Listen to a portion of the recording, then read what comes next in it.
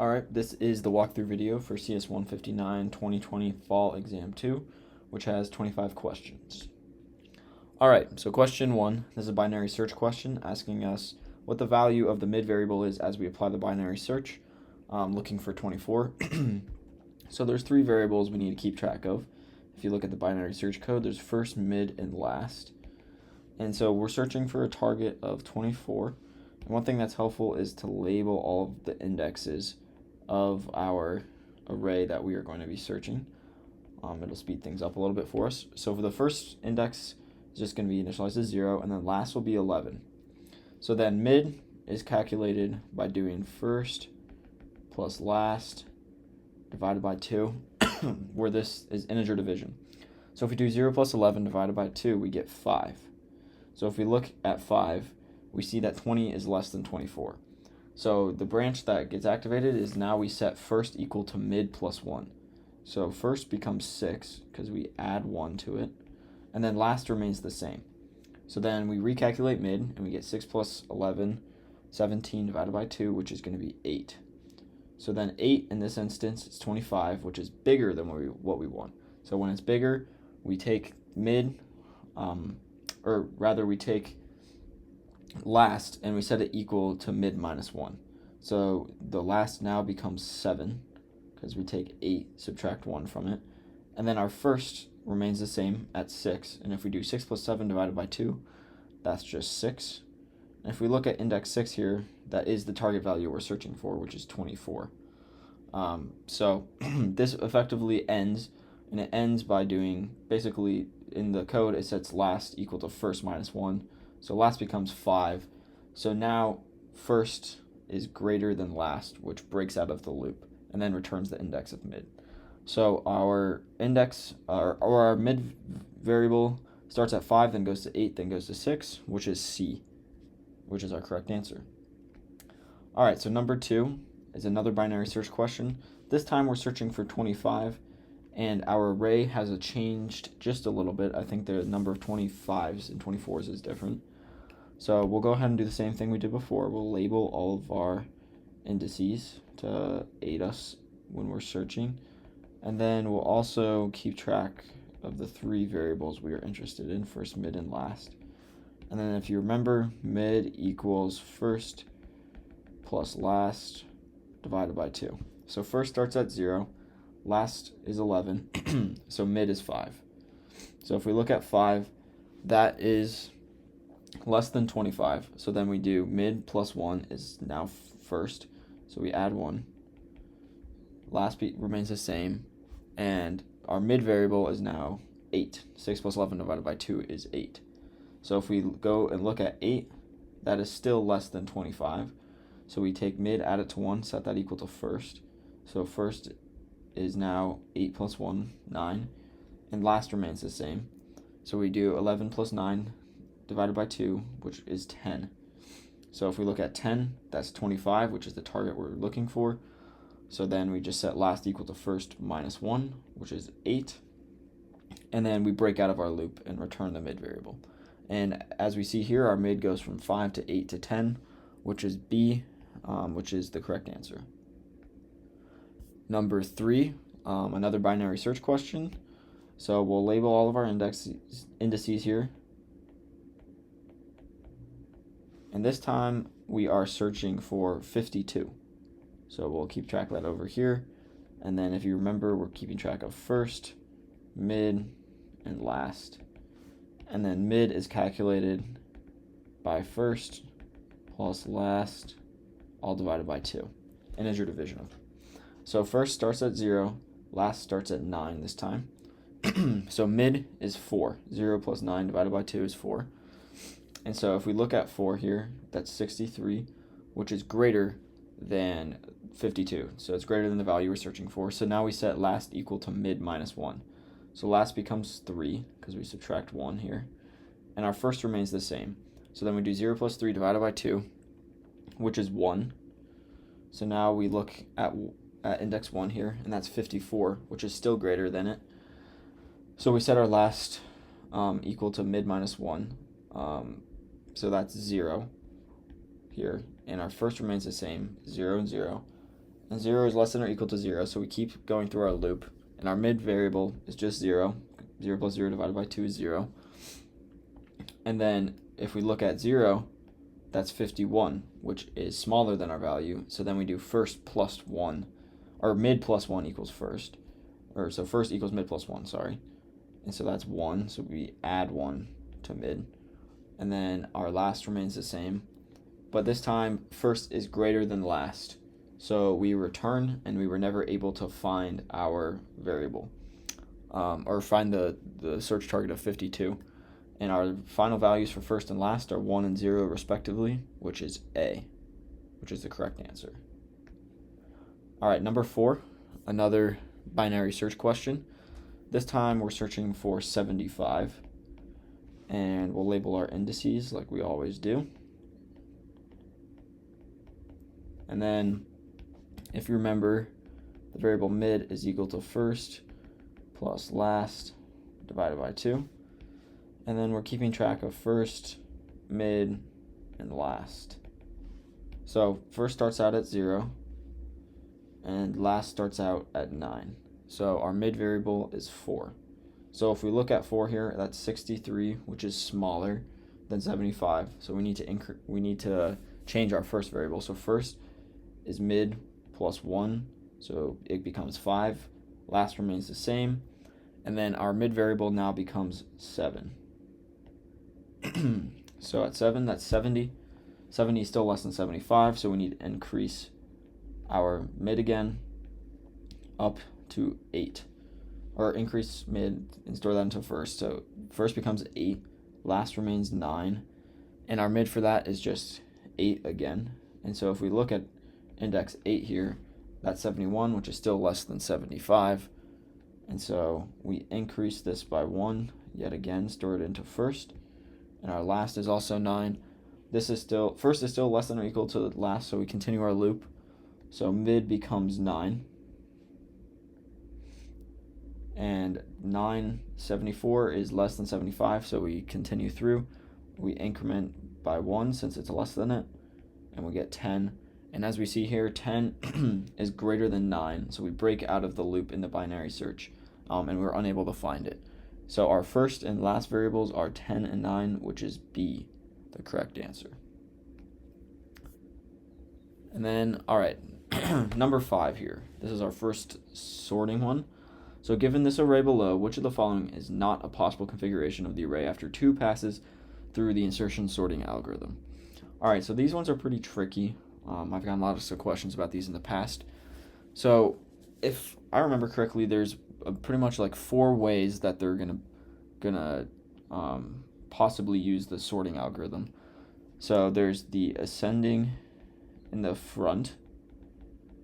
There's ascending from the back. Then there's descending in the front, and then there's descending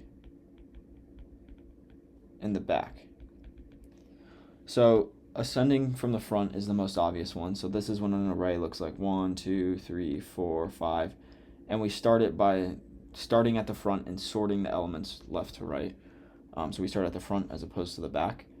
So the way the insertion sort algorithm works is basically on the first pass, if we look at this, actually we'll look at the array, the given array.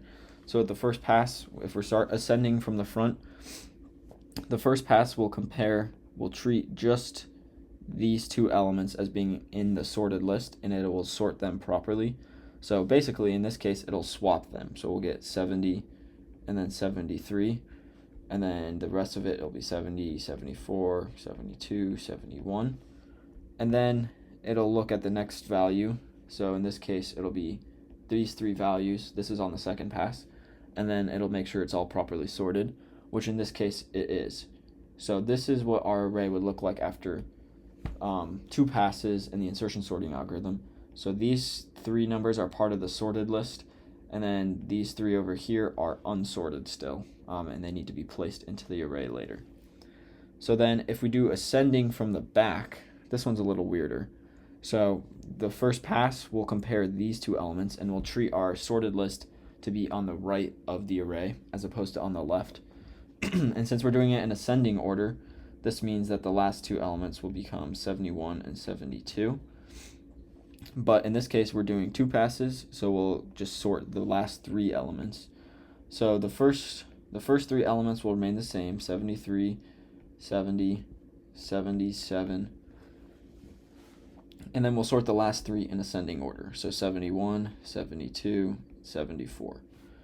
So these three at the back are in the sorted list, or they're the sorted portion of the list, or of the array rather. And the left three are still unsorted. So that's what the ascending from the back looks. And then the descending from the front will, so we're doing two passes again, so that'll be handle the first three elements. And so descending will mean that it'll become 77, and then 73, and then 70. And then these last three elements will just remain in the same order as we haven't sorted those yet. So 74, 72, 71. So the first three here are part of the sorted list, and then the last three are not. And then finally we have our descending from the back. So in this one, we sort these last three elements and then keep the first three the exact same. So that means that we have 73, 70, 77, and then we'll do it descending order, and it's actually already in descending order, so 74, 72, 71. So when I say ascending from the front, you'll see that these numbers are ascending, and we started in the front of the list, and then ascending from the back, these numbers are ascending, but we start at the back of the list instead, and then same with descending and descending front and descending back. So that covers all of our possible orientations of the insertion sorting algorithm. So then if we compare it to our three answers here, we'll see that the ascending front one is actually the same array same array as we see on B. So we know that that is a possible configuration. And then the ascending back one is the same as A, as they are have all the same elements. So that's also a possible configuration from insertion sorting. And then we'll also see that the third one is the same as descending front. So we've already covered all three of the possible answers. So this has to mean that none of these are not possible configurations. So they're all possible configurations of these insertion sorting algorithm. So these sorting ones can be kind of tough. So usually it's helpful just to go through the possible ones, get kind of familiar with that. And then hopefully you'll be able to knock some of the answers out of the way that way. All right, number 6, another sorting one. However, this time we're using the selection sorting algorithm. And so the way the selection sorting algorithm works is it basically, if we start at the front of the array, we find, if we're doing it in ascending order, we find the smallest element, which in this case would be 70, and then we swap that with the element that would be at the front. So in this case, we'd swap it with 73. So just like before, we have four possible configurations of it. So we have the ascending front, we have the ascending from the back, and then we have the descending from the front, and then we have the descending from the back. If you're confused on what these all mean, check out the video for question 5 just before this, where I kind of explain them a little bit more in depth. So ascending from the front, this means that we're going to be going in ascending order, starting at the front of the list. So that means that our first two elements are going to be sorted properly. So if we look at our array here, if we're doing it in ascending order, we need to find the smallest value first. So that means this 70 and 73 are going to swap places. So then we'll have 70, 73, 77, 74, 72, and 71. So that's on the first pass. And then the next pass, we have to sort this second element. So we find the second smallest one in the array, which is 71. So we'll swap 73 and 71. So 71 goes there, and then 73 gets swapped to the back of the list. So these first two are sorted, and then the rest of them are not sorted. So then if we do the same for the ascending in the back, so in this case, when we do ascending in the back, we need to find the maximum values as it's going to grow from right to left. So instead of finding the minimum ones like we did before, we're going to find the maximum values. So in this case, our maximum value in the list is 77. So we'll swap that with the last element. So that means that 71 will go in place of 77 there. And then we'll have 74, 72, and then 77 is now at the back of the list. And then so we'll have 77 at the back, and then 72. We need to find the second smallest element to put in this second to last spot. So the second largest element, rather, is 74. So we'll swap 74 and 72. So 72 will go there, and then 74 will go there. So the back two are sorted, and that's after 2 passes through it. So that's another possible configuration. And then we look at the descending front. So it's just like the ascending front, but this time we find the maximums instead of the minimums. So as we stated before, 77 is the max, so we'll put 77 here. And then next is 70.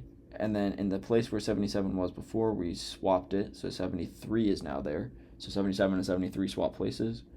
And then we have 74, 72, 71. So then we need to find the second largest element, which is 74, and put it in the new position at right after 77. So 74 goes here, and then we put the element which was there before, 70, right there. So these first 2 elements are sorted, and then the rest of them are not. So that's another possible configuration. And then our last possible is a descending from the back. So that means we'll put our smallest elements at the back of the array. So if our smallest element is 70, so that means 70 is going to get swapped all the way to the back. So that means 71 and 70 are going to flip-flop places. So then we'll 77 and then 74, 72. So as we stated here, 70 is now at the back, and 71 here flip places with it. But then 71 is the second smallest element, so then it'll flop places again with the 72 here. And then so that means that our last 2 here are sorted, and then the rest of the list is not sorted. So this gives us all of our possible combinations of sorting for selection sort. So if we compare these here, the ascending front one is B here. Ascending back is not the same as any of these configurations. Descending front is the same as C, and descending back is not the same as any of these. So that means A is not a possible configuration, as we've already exhausted all possible configurations. And that is the correct answer for this question. Alrighty. Number 7, another sorting one. This time we're going to be using bubble sort, which behaves a little bit differently. So bubble sort, this one is a little bit weirder, so we'll give ourselves some more space to talk through it. So as we said before, we have our different configurations that we need to account for. So we have ascending front, ascending back, and then we have descending front and descending back. Okay, so ascending front, let's just rewrite the list here, or the array, sorry. Okay, so the way the bubble sort works is that we're going to take this element and bubble it up through this array until it reaches a value which is larger than it. And then once it reaches a value that's larger than it, it'll stay at that location, and then we'll look at that value that's larger than it, and then we'll bubble that one back through the rest of the array until it finds its place, and so on and so forth for a given configuration. So this 73 here, it starts here, but it's bigger than 70, so it'll hop here and swap places with 70, but then it stops because 77 is bigger than it. So then we look at 77, that's bigger than 74, so it moves. Then 77 moves again, and then it moves again, and we reach the back, so that's the end of a pass through bubble sort. So that means we have 70 here, and then that swap places with 73, and then 77 gets bubbled all the way through, so then we have just the rest of the array, 74, 72, 71, and then 77. So as you see here, the 73 moved up a place, and then 77 moved all the way up to its respective place. So that represents one pass through bubble sort, and we need to do 2 passes. So we'll do the same process again. So 70 versus 73, 70 is in the right place, and then 73 still smaller than 74, so that's in the right place. And then 74 versus 72, those need to flip, and then 74 is also less than 71, so that one moves here. And then 74 is less than 77, so it stops in place there. So that means we'll have 70, 73, 72, 71, 74, and 77. And that's our final configuration for ascending front for bubble sort. All right, so now we'll do ascending back. We'll write down our array again for our reference. And then we'll go through the same process. However, this time we're doing ascending and we're doing it from the back. So stuff is getting bubbled this way. And if we're in ascending order, that means the small elements need to move this way. So the small elements are going to bubble to the left of the list. So 71 here, that's smaller than 72, so it'll move. Smaller than 74, smaller than 77, but it's not smaller than 70, so it'll stay in its place there. And then 70 is less than 73, so those will swap places as well. So that means that we'll have 70 here, and then 73, and then the 71 moved all the way up here, and then that pushed these elements to the right of the list like so. Okay, so now we'll do another pass through bubble sort here. So we see 72, that's less than 74. It's also less than 77, but it's not less than 71, so it stays there. And 71 is less than 73, so those will flop as well. So then we get 77, or 70, then 71, then 73, then 72, then 77, and then 74. So that is our final configuration for ascending back for bubble sort. So then we'll look at descending front. So we have 73, 70, 77, 74, 72, 71 from our original list. So this time we're doing a descending order, so the maximum values are going to be at the front. So that means the small values are going to bubble to the right of the list. So we look at 73 versus 70. 73 is not less than 70, so it doesn't move. But 70 is the smallest value, so it's going to bubble all the way to the front of the list here. So that means that we're going to end up with just 73, 77, 74, 72, 71, and 70. All right, and then we'll look at 73.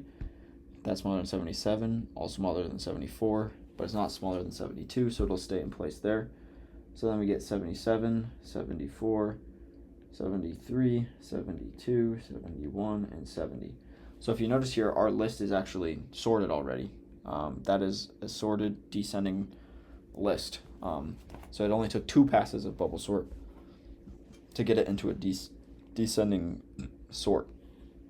Okay, so then if we do the same process from the back, we'll write down our original array like we've done before.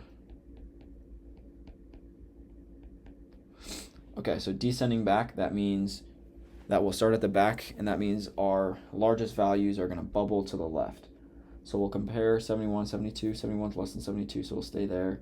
72 is less than 74. 74 is less than 77. But 77 is bigger than these two, so it'll bubble to the front. So we'll get 77, 73, 70, 74, 72, 71. So then our next pass, 71 is less than 72. 72 is less than 74. But 74 is bigger than those two, so it'll bubble up there, like so. And this is our final, this is what the array looks like after 2 passes through bubble sort. And so now that we've done all the possible configurations, we can compare it to the answer options. So A is the same as our ascending front one here. Those are the same array, so we know that A is not an answer. And then B is the same as our descending front, which is the one that's already sorted. And then C is not like any of them. So that means that C is our correct answer for this question. All right, moving on to number 8. Assuming that variables x and y are non-negative integers, which of the following is a complement to the expression below.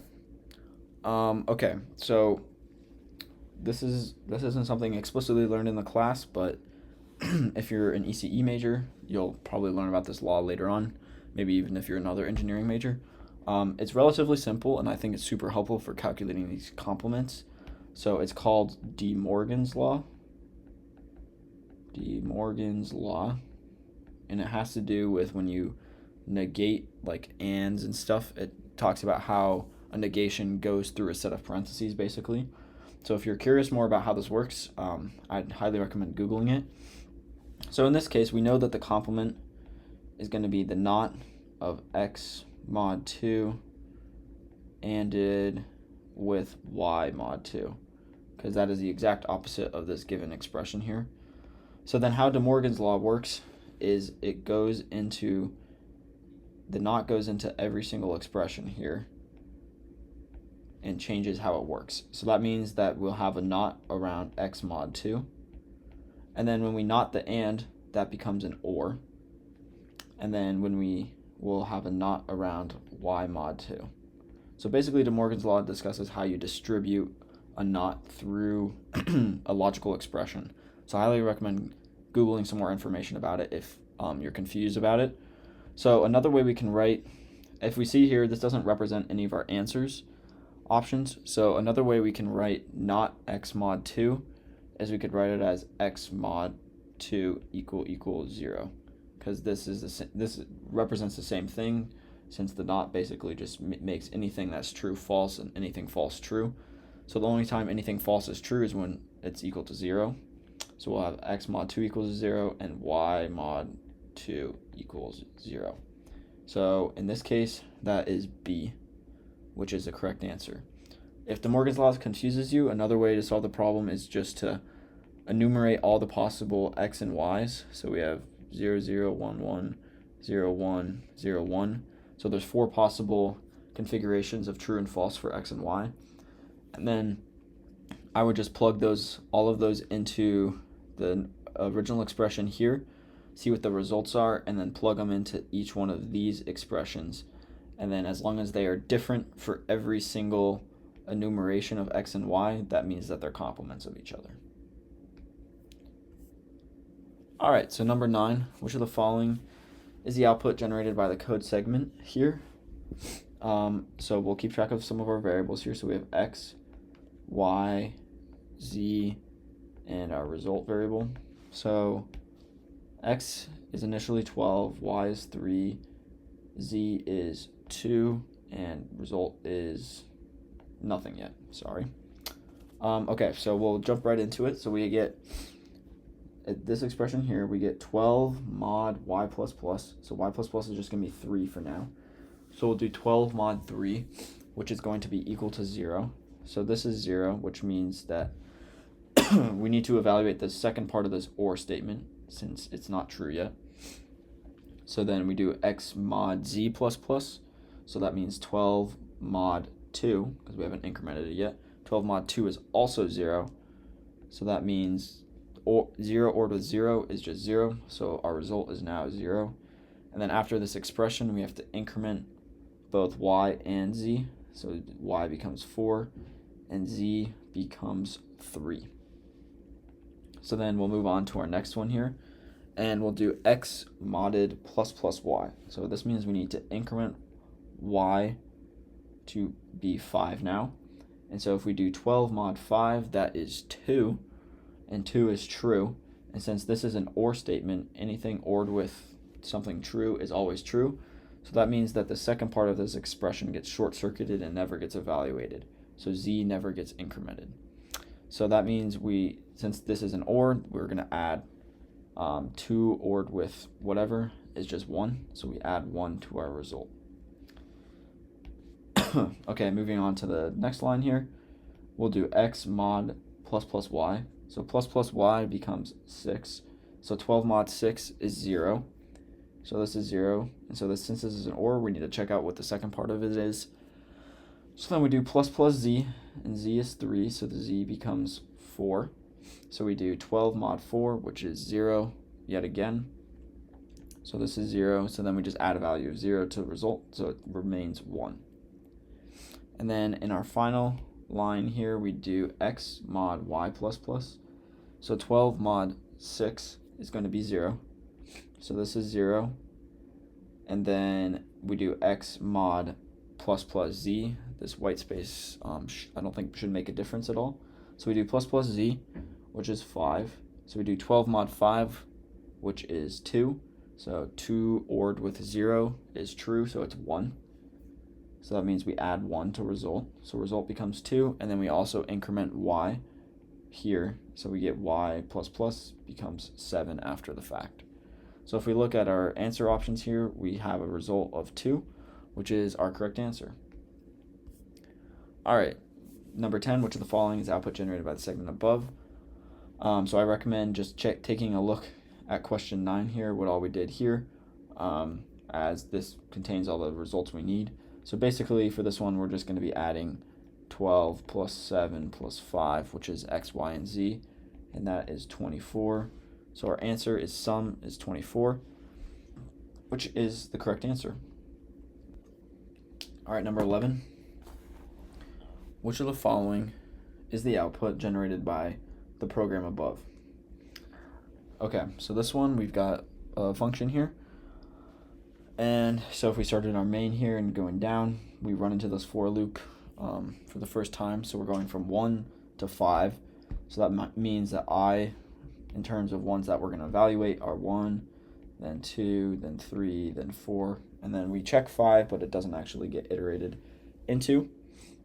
So then in max day, we call this max days, and we increment days by whatever the result of this function call is. So the first time we call it with days at 1, or I is equal to 1. So if we keep track of our I over here, we'll get rid of this. So I is 1 initially, and then we call max days. And then we also pass in this char, capital Y here, which gets stored into option. And then if you see down into this code here, the option actually gets used right here. And so we're actually comparing it with the integer value. So we'll need the ASCII chart to look at what the value of y is. And y, capital Y is decimal value 89. So that means that option is 89. So here we have 89 divided by 6, which is 0. So this is whatever days is just going to be equal to 28 for this if statement here. Okay, so let's jump right in. So I is 1, so we'll go into this loop here, or into max days with a value of 1. So then we say is month equal to 2? Nope. Month equal to 1? This is true. So then days is equal to 31. So we return days back up here. So we add, days is initially 0, and now we add 31 to it. So now days becomes 31. So then we increment y, or I, to be 2. So then we check is month equal to 2? It is. So then we add this 28 like we talked about before. So we add 28 to get a value of 59. And then we increment I to be 3. So we pass the 3 into here. Then we do if month equals 2. Nope. Else if month equals 1. And then we have this really weird statement here. So at first glance, you might think if month is equal to 1, or if month is equal to 3, month equal to 5, month equal to 7. But that's not actually true here. These are all just individual values, which represent true values. And since these are all just ors, this statement here, this is always going to be true. Always true. Oh, that's not spelled always. Always true. Because we're basically just saying month equal 1, ORed with 3. And 3 is always true, so no matter if month equals 1 or not, this expression is true since we're using OR. So this else down here is never going to get evaluated. We're never actually going to use it at all. You might as well have just put an else statement here instead. So that means that anything that's not equal to 2 is just going to have the value 31 instead. So in this instance, we pass a 3, so we're just going to increment this by 31, which will give us 90. And then 4, if we go back in, we mentioned if it's not 2, then it'll just be 31. So we'll add 31 again to get a value of 121. and then we increment up to 5, but 5 is not less than 5, so then our for loop breaks, and we print out our days, which is 121, the correct answer. So this is a really tricky one. I remember when this exam has gotten lots of questions in the past, because they kind of try and trick you with it. Even myself, the first time I did it, I got tricked out by it, so be wary of that.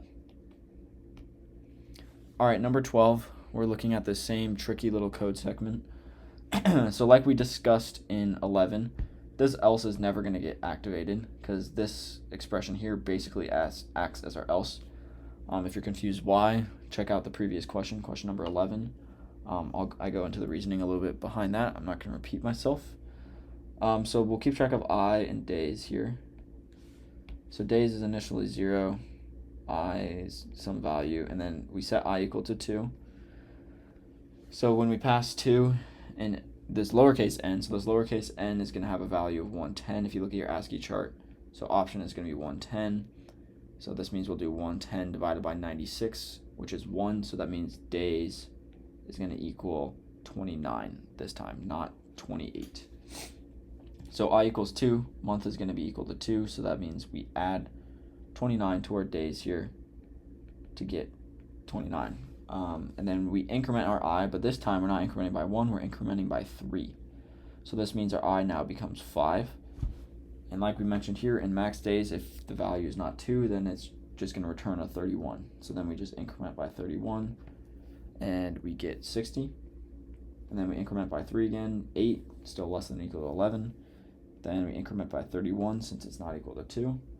So then we get 91. And then we increment by 3 again, which is 11. 11 is less than or equal to 11. So we go into max days. And since it's not equal to 2, we just return 31, add 31 for a total of 122. And then we add 3 again, which is 14. But 14 is not less than or equal to 11, so we break out of the loop. And then we print our days, and our days is C, 122, which is the correct answer. All right, question number 13. We have another one that looks kind of similar to what we were doing before. So we just have a single function call in our main. So we call this with 11 and 2020. So we'll keep track of our days variable here, as that's going to be changing. So our days is initially 28. Then we do a switch based on the month. So in this case, our month is 11. So that means we'll go down to this case here, which is 11. So we add 2 days to get 30. But then there's no break statement after it, so we filter down to the next statement, which is the default statement. So then we add 3 also to it, which probably isn't intended. But that's what happens in this code. So since they forgot the break, we add it again. So then we return 33 back up to main, store it into days, and then that's what we print. So that's what our answer is, which is A, which is the correct answer. So whenever you do these switch case ones, make sure you're wary of if there's breaks or not. Because if there's no breaks, then if we land at like case 2 here, it'll execute all of these statements, which might be a little bit confusing at first. All right, number 14. We have a little do-while loop here.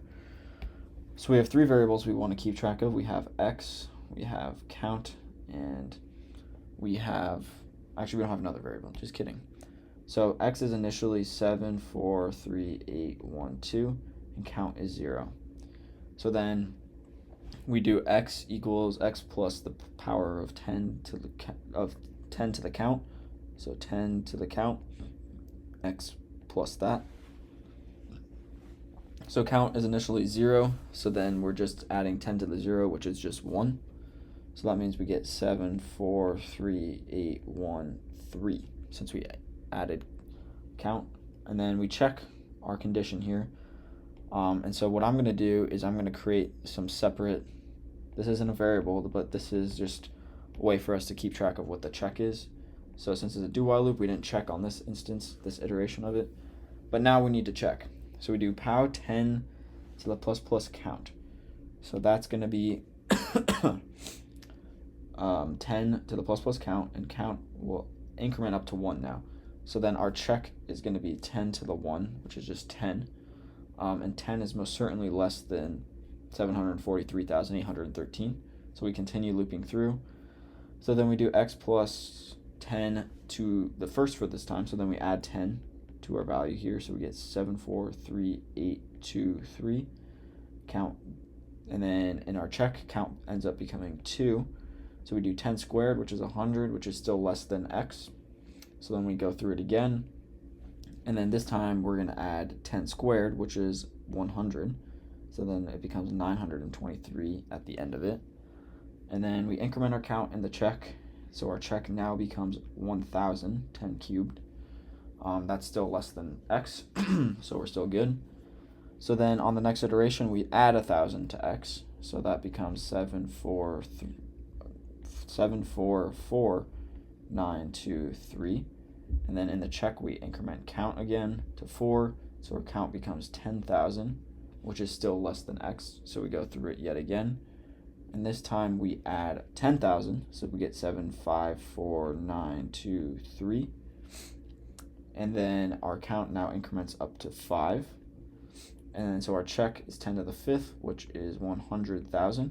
But that is less than 754,923. So we go through the loop yet again, this time adding 100,000 to it. So we get 854,923. Then we increment our count to 6. 10 to the 6 is 1,000,000, which is bigger than 854,923. So this is when our while loop stops, and then we print out our x value, which is 854,923, which is C, the correct answer. All right, number 15, which of the following is the output generated by the program? All right, excuse me. So we'll keep track of our variables x and I in main here. So x is initially 4, 2, 7, 8, 1, and I here will start at 1. So it'll start at 1. So then we call this change number function. So if we pass this down into our change number function, 4, 2, 7, 8, 1, we'll track it and see if we can figure out what it's doing. So then it'll save us some time in the future. So we'll have y in this new variable. So new is 0, and y is 4, 2, 7, 8, 1. So on the first iteration, y is greater than 0. So we do new equals new times 10 plus y divided by y mod 10. Y mod 10 is just 1. And then if we do new times 10, that's 0. So we just, new becomes 1 after the first time. And then we do y divided by equals 10, so we basically just get rid of the last digit of y. So then we do new times 10 plus y mod 10. So that becomes 10 plus y mod 10 is just going to be 8. So then this becomes 18. And then we divide by 10 yet again, which is 4, 2, 7. So then we do new times 10, 180, plus y mod 10, which is 7. So we get 187 now. And then we divide by y by 10 again, which gets 42, which is still bigger than 0. So then we do 187 times 10 to get 1,870. And then we add y mod 10, which is 2. So we get 1,872 now for our new value.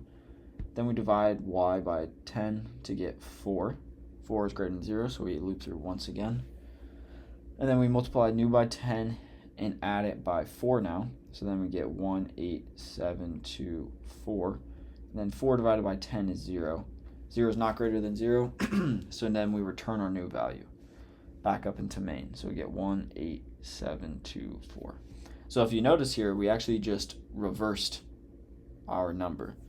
And this is going to happen every time, because if you track through this logic, multiplying by 10 and then adding plus the digit is just going to result in a number that's completely reversed or flip-flopped.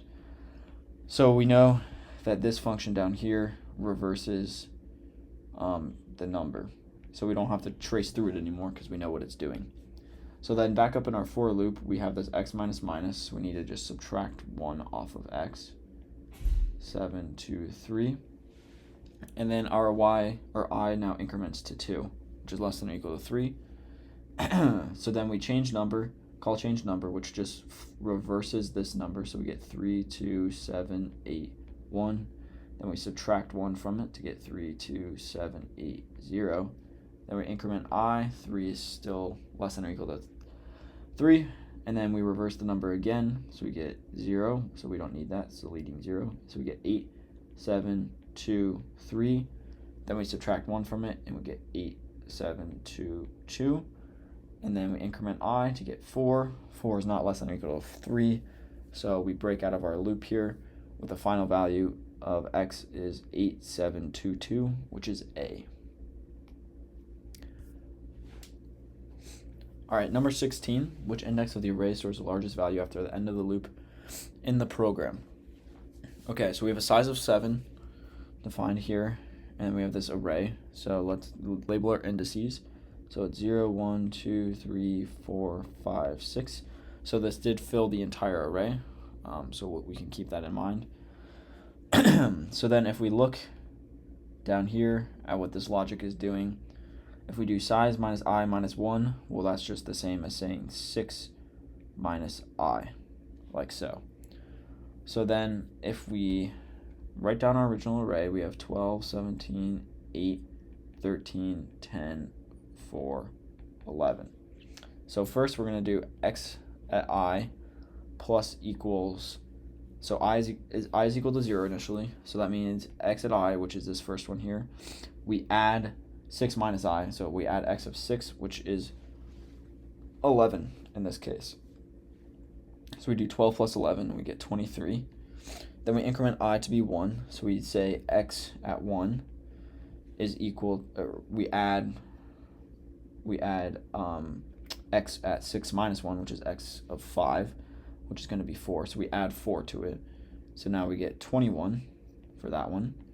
And then 8, we increment I up to 2. So we do x at 2, which is going to be 8, plus equals 6 minus 2, which is 4. So x at 4 is 10. So we add 8 plus 10, store it into x at 2. So we get 18. And then we get 13, so that's 3, because I is now 3. 6 minus 3 is 3, so we just add it plus itself. So we get 26.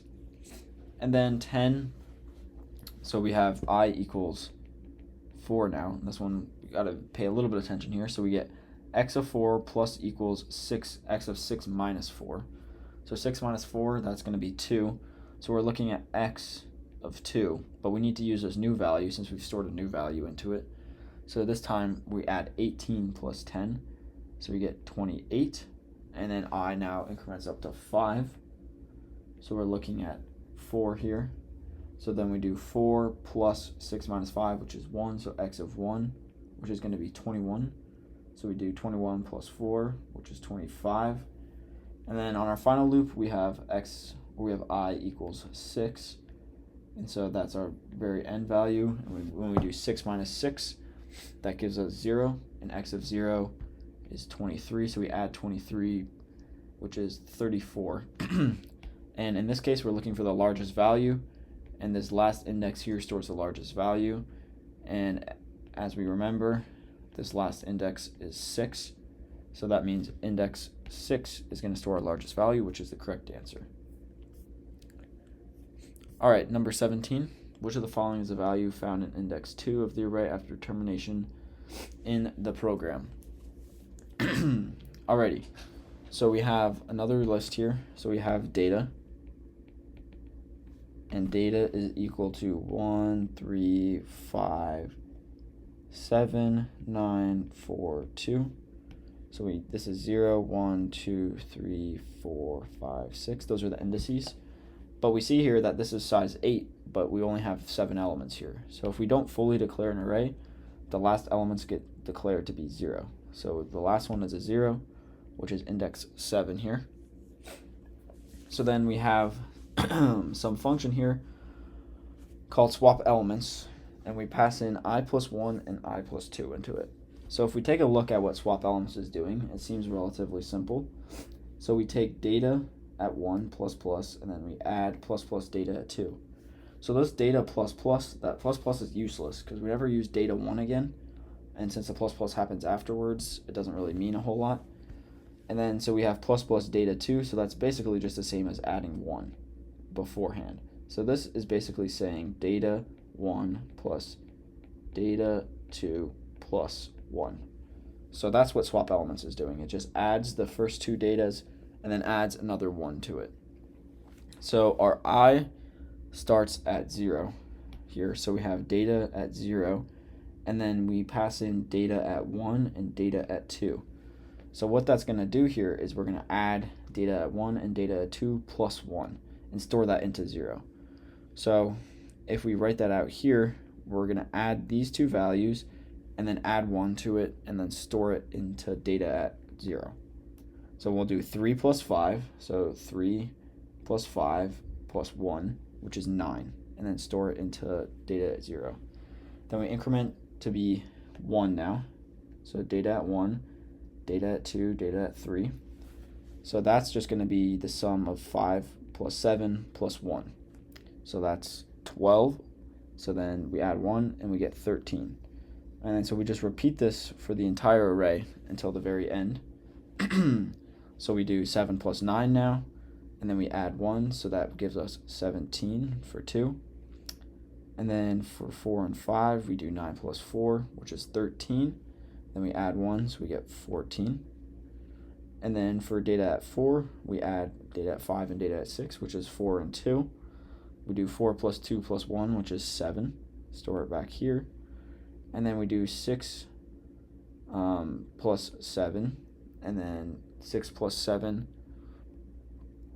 or I guess data at 6 and data at 7, so that's going to be 2 plus 0, which is going to be 2, plus 1, which will be 3 here, and then the rest of the array is just going to be 2 and 0, because the loop is going to stop at size minus 2, so it'll stop at 5 here.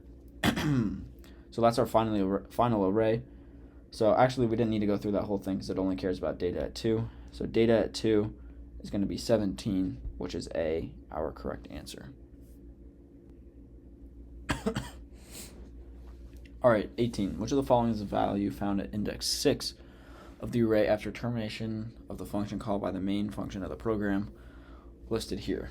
Alrighty, so we'll write out our data array again. So we have 1, 0, 0, 1, 1, 0, 1, 0, 1. Alright, so a lot of 1s and 0s. So that's index 0, 1, 2, 3, 4, 5, 6, 7, 8. The size is supposed to be 10, so that means we're missing an element here because this is only 9. So we add a 0 to the end of it, because anything that's not initialized is a 0 there.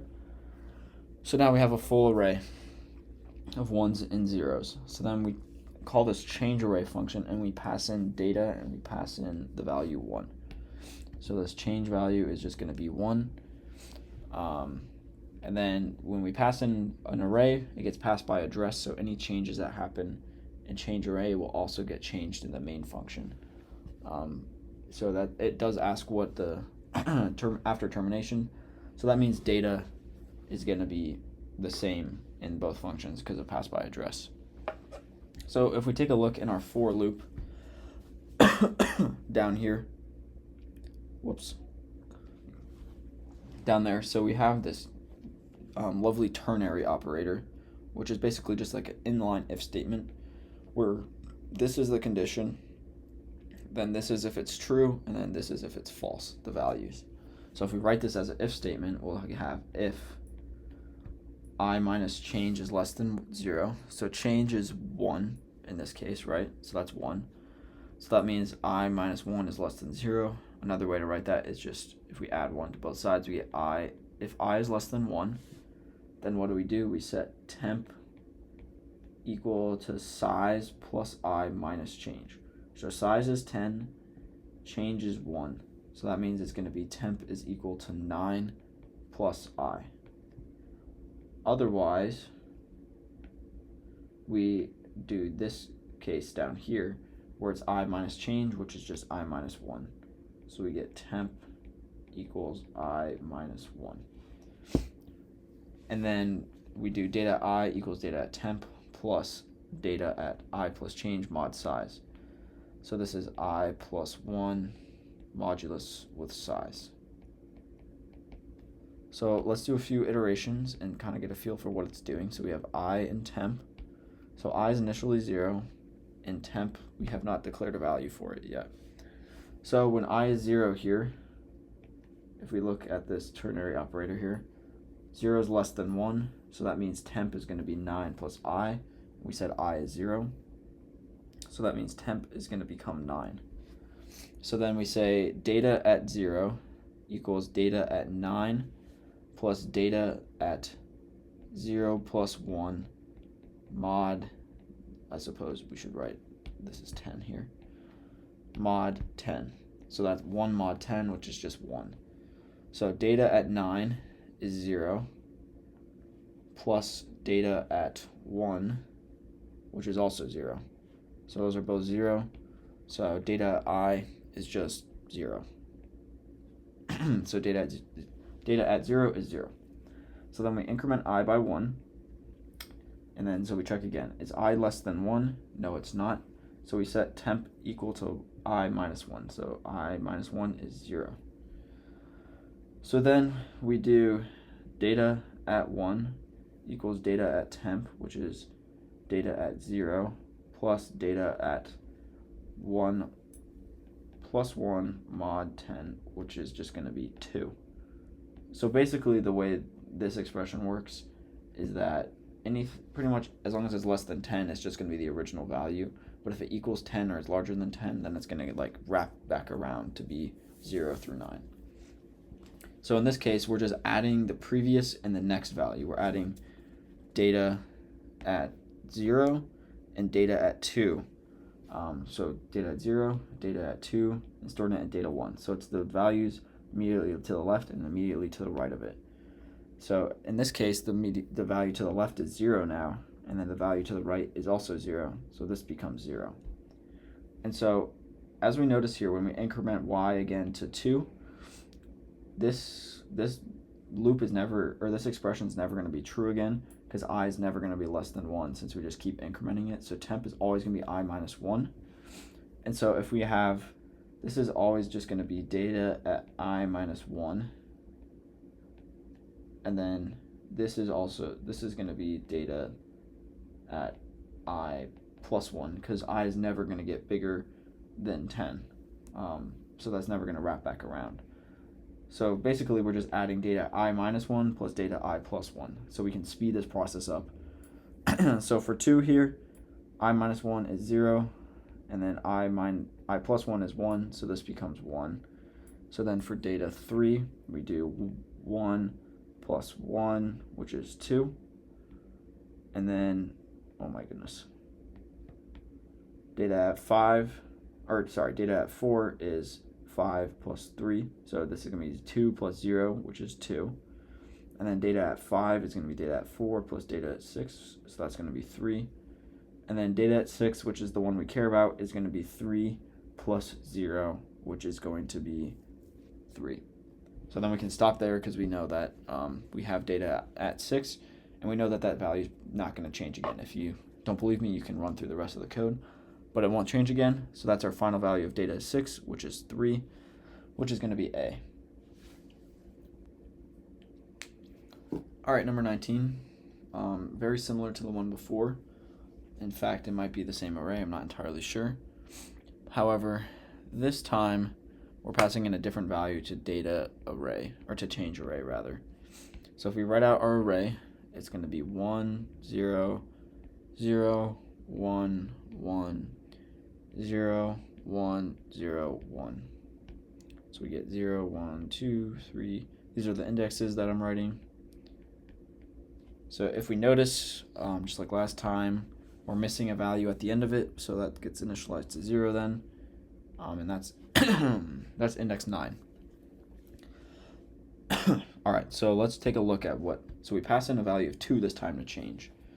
So that means our ternary if statement is now going to be if I, so this is going to be I minus 2 less than 0, so we can just make that I less than 2. So then if so, then temp is going to equal size plus I minus change. So size minus change, so 10 minus 2 is 8, so we get 8 plus I. Otherwise, we get I minus change, so temp is going to be I minus 2. Alrighty, so then this is going to be I plus 2 modulus with 10. So if I is greater than or equal to 8, then this is going to be this modulus is going to have an effect. So we'll keep that in mind. And then this is only valid for the first, for I equals 0 and I equals 1. So the first two loops through it. So if we keep track here, so if we do I equals I, and we have our temp. So when I equals 0, like we mentioned before, this if statement is true. So temp is 8 plus I, so temp is 8. So then we're doing data at 8 plus data at 0 plus 2 mod 10, which is just going to be 2. So plus data at 2. So data at 2 is 0, data at 8 is 1. So that means we're going to do 1 plus 0 stored into 0. So data at 0 is 1. So then we increment I by 1. And now our temp becomes, so this is true again. So then we do 8 plus I, so temp becomes 9. So then we do data at 9 plus I plus 2. So 1 plus 2, 3 mod 10 is 3. So plus data at 3. So data at 3, data at 9, 1 plus 0 is 1. Alrighty, so then we increment up to I equals 2.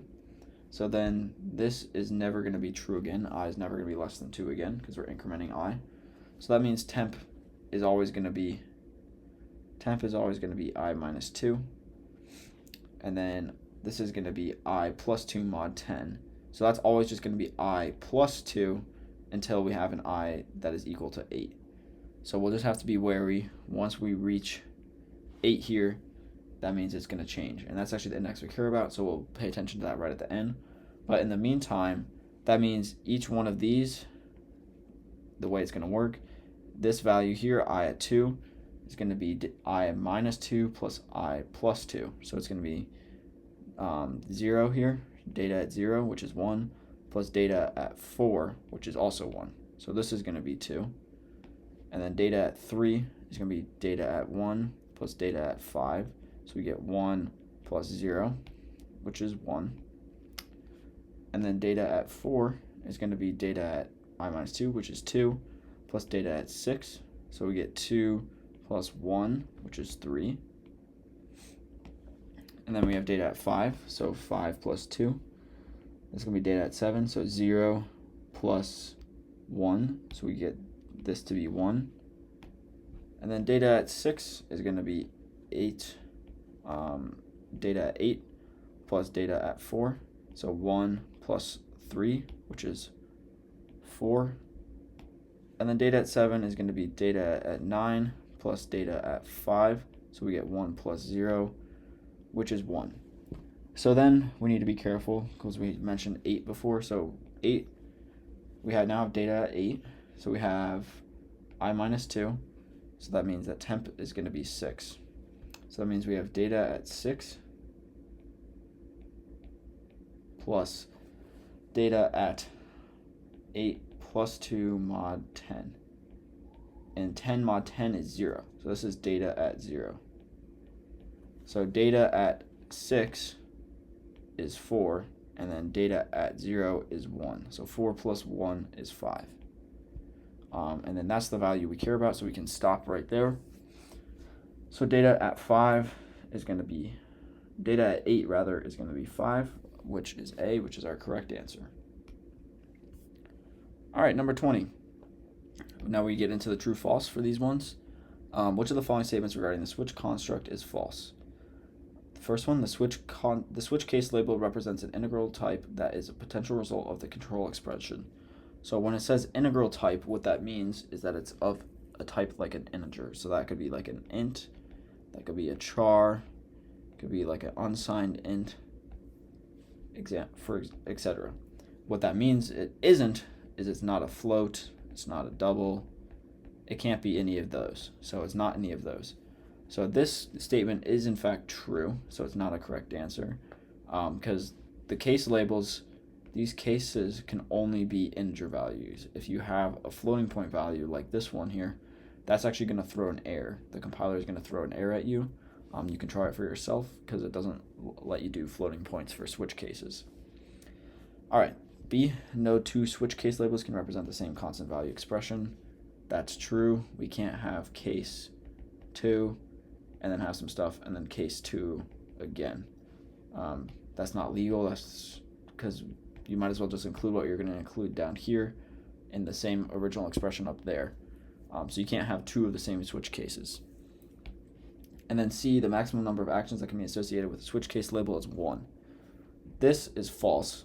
So this is the correct answer, because we could have something like case 2 here, and then if we had 2 brackets, for example, then we could include as many expressions as we want that are associated with this case.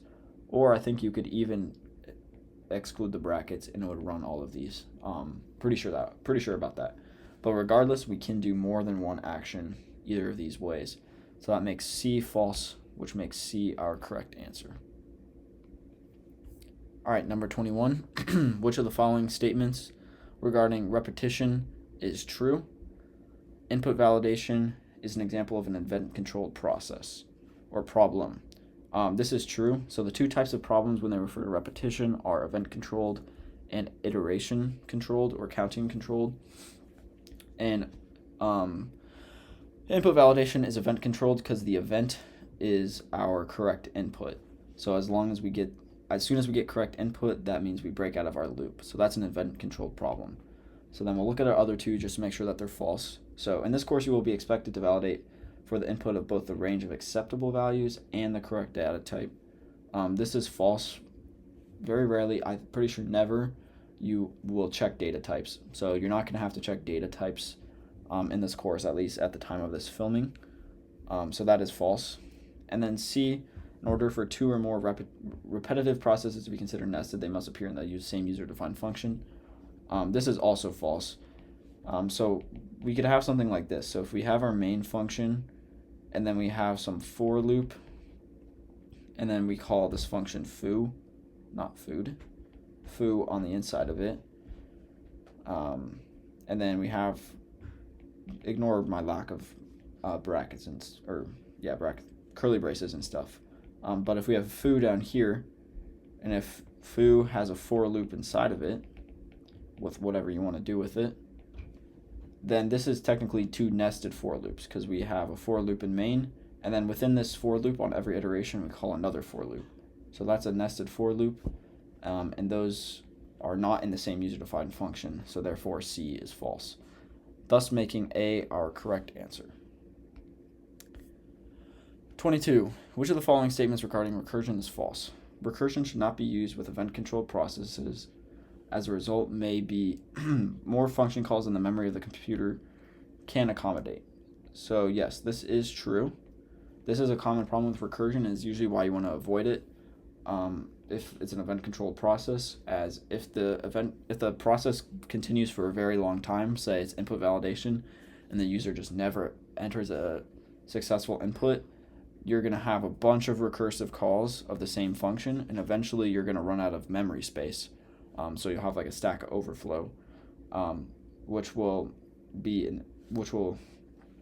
out of the memory that the computer can accommodate, and so that'll be a major error if you're using event controlled. If you have something that's counter controlled, then you know how many times the recursive loop's going to run, so it's much safer to do. So that's true. So B, the condition when a recursive function makes no further function calls is known as the base case. This is also true. There's two types of cases in recursion. There's the base case and the recursive case. So the recursive case is where we actually call the function recursively. So like if we had calc here, the recursive case is where we'd actually call calc again. But then the base case is where we wouldn't call calc. So we do something else here, and so calc would never get called. So this is like the very bottom of our recursive chain, and then it goes back up through it. Okay, so that's true. So then C, a recursive function is not required to be a void function. This is true, as recursive functions they're usually going to be non-void because you usually want to return something back through them, but they don't have to be non-void. You could call a void function recursively. So this leaves D, none of the above, to be our correct answer. All right, number 23. Which of the following statements regarding arrays is false? The address operator is necessary in a scanf to accept input for an individual array element when using the indexing technique. So this actually is true, so it's not a correct answer. So say, for example, we have some array called array, very clever, is of size 4 here, and then we want to do a scanf and scan in a single value, say at index 0, or how about index 1. So we'll do %d since it's an integer, and then we have array at 1. Well, array at 1, that dereferences our pointer, so this makes it just a single integer, so we need to include the address of this location in order for scanf to work properly. So this is what it's talking about when we say we need the address operator. That's what our scanf would look like, so that makes that true. So B, when accessing an array element, the C language does not check whether the index is within the boundary of an array. This is actually true and sometimes confuses students, especially if you've programmed in another language like Python, one that will actually check if you're out of bounds of the array. So C doesn't actually check, as it doesn't have a way to, really. So you have to be really careful when you're working, as sometimes you could be accessing values outside the array, which could result in very, very weird problems without any warning. So be mindful of this, and so that is true. And then C, using the name of an integer array in the data list of a single printf function will result in the output of all the elements of the array. This is very much false. This is not how arrays work in C, so this is probably going to be the right answer. Instead, if you try and just print an array, what it's going to do is it's going to print the address. So say if we did printf %d, and then we have the array here like that, it might throw some warnings at you, but that is going to print an address of the array, because that's how arrays are stored in C. It's just the address of the first element of the array. It's not actually going to go through and print all of the elements of the array. If you want to do that, you're going to have to use a for loop. If you do this in another language like C or like Python, you'll notice that it will print all the elements, but in C it does not do that. So that makes C false for number 23. All right, number 24.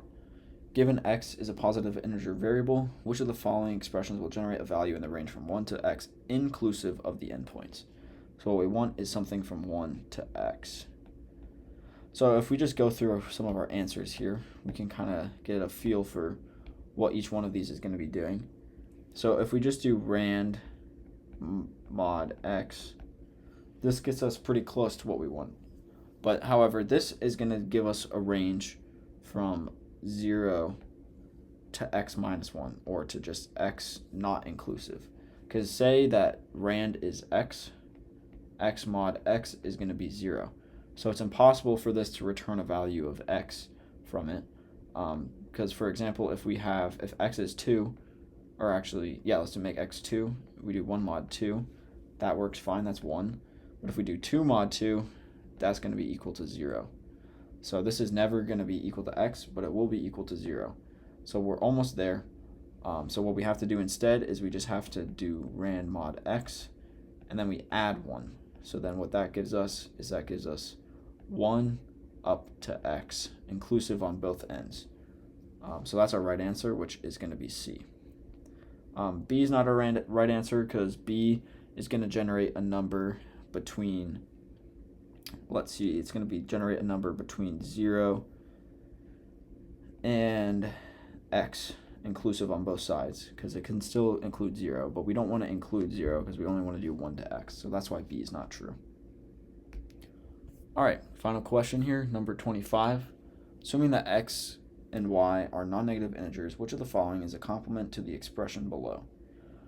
So if you go back earlier in earlier on this exam, let me check which question. So question number 8, we talked a little bit about the concept called De Morgan's law. And what De Morgan's law allows you to do is it helps you find these complements. So I'll write it down. I highly recommend looking this up if you haven't already, as it can very much help for questions like these. So the complement of this expression is just going to be the not of all of these things. So if we write not, x equals 1, x equals 0, and y equals 0, y equals 1. So what we also want to do is keep track of our parentheses. So and comes before or. So that we know that there's actually an implicit set of parentheses right here. And that's important to keep track of when we calculate the complement, as that could change because we're going to be changing ands and ors. So when we do De Morgan's law, we basically distribute this not to every single expression within it. So that means that this first one is going to be x does not equal 1, because that's what the opposite of equals is. And then this or is going to become an and.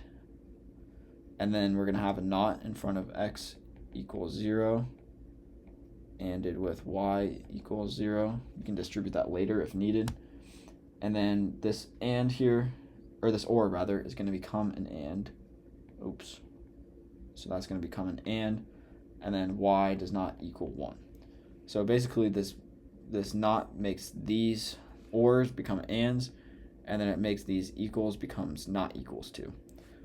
And then so what we can do is we can distribute the not again through all of to each of these parameters, since we have one on the inside here. So then we get x does not equal 1, anded with we'll need to make sure we keep our parentheses, x does not equal 0, or since that's the opposite of and, y does not equal to 0, and then anded with y does not equal to 1. So this doesn't quite look like any of our answer options yet, but that does not necessarily mean that none of these are the correct answer. So B looks the most similar, as the first and last part look the same, and we have those parentheses in the middle, but we just have x and y in those. But x does not equal 0 here. That's the same as just saying x, right? Because if x is 1 or 2 or 3 or 4, that's not equal to 0, so that's true, which is the same as x. And if x is 0, then it's 0 is equal to 0, so this becomes a false expression. So this is the same as saying x or y in the middle. So then if we include what we said on the outside here, then we find that we get the expression for answer option B here, which is the correct answer. So if this is confusing to you, I either suggest looking up De Morgan's law, or another way to solve this problem, as I mentioned before, is to enumerate all the possible x's and y's. This is a more time-consuming process, but it will still find the right answer. So there's 4 possible combinations: 0, 0, 0, 1, 1, 0, 1, 1. So if you plug all of these x and y's into the original expression, and then plug them into each of these expressions, you just need to find the expression which has the exact opposite result for every single combination of x and y. And that will be the complement expression. So either of those methods will work to give you an answer for that. So this is the end of this exam. So if you have any questions or comments, please leave them below in the comments, and I hope that this was helpful to everyone.